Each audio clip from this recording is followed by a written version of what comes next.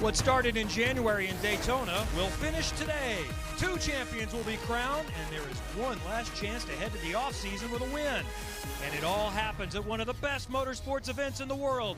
It's Petit Le Mans weekend at Michelin Raceway Road, Atlanta. It is go time. The grand finale to the IMSA season. It's championship day.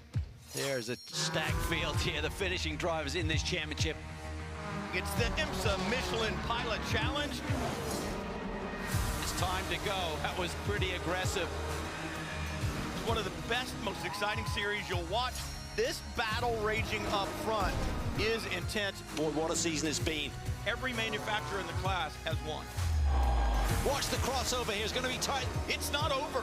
To the end of the season, the championship's still very much in play. Oh, he looked to the inside. Michelin Raceway Road, Atlanta. It is time to go racing. Fans have been staking out their spots since at least Tuesday in anticipation of tomorrow's 10-hour classic, with plenty of great racing action all weekend. And today's 2-hour feature race caps the 10-race Michelin Pilot Challenge Championship. It's the Fox Factory 120.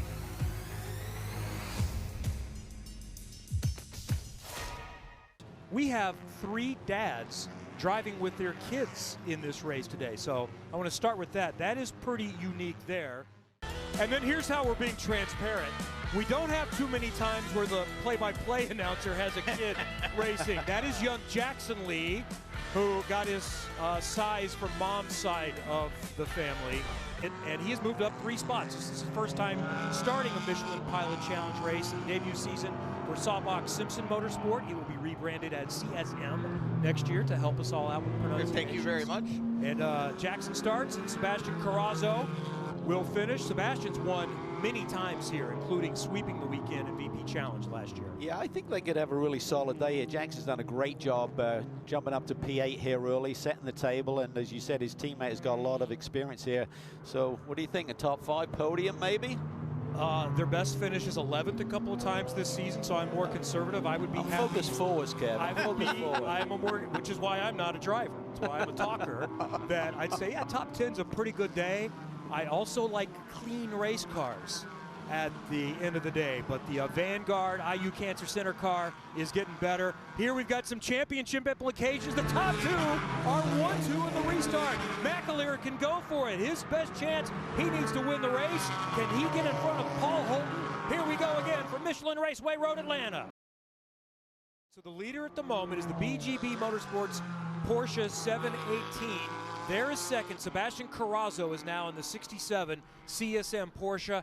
And Hugh Plum, whose brother Matt can win a championship today. Hugh is running in 3rd. They all need to make a stop right now. Pompelli is a couple of seconds up the road. And I love John Tisi there with the 38 car BGB Motorsports. Remember they had that win earlier in the season. It was absolutely huge. It was Spencer Pompelli and Tom Collingwood at VIR, and that was such a celebration for that team. They're based out of Florida as well, and again, hats off to a lot of the teams that decided to go ahead and make the trek here. Porsche. And the 67 CSM Porsche has not stopped. They are the leader. 64 needs to stop as well. Sebastian Carazo in front. He has multiple wins in multiple series here, including VP Challenge, sweeping last year. So he felt really good coming into the weekend. Yeah, he's had really good pace here today. Fast lap in that car is 127.8 compared to Matt Plum's 126.9. Telitz has a 26.8, which I believe is the fastest lap of the race so far. So pretty decent pace for that group. They'll think of this as a really solid finish to their championship season. First-year team, Steven Simpson, many remember. He's won overall with JDC Miller Motorsports, was racing with Michael Johnson and doing well in TCR as recently as a few years ago. He and Matthias Zabach started this program out of the Indianapolis area this year. Steven was a great racer, still is when he gets behind the wheel on occasion, but I just love the fact you get a racer taking over a team and just that mentality and understanding what it takes to win. I think that's a huge asset. Well, and your eyes don't deceive you. It is the TGM Aston Martin just behind the 67, but it's the 64. Still has a Plum in it.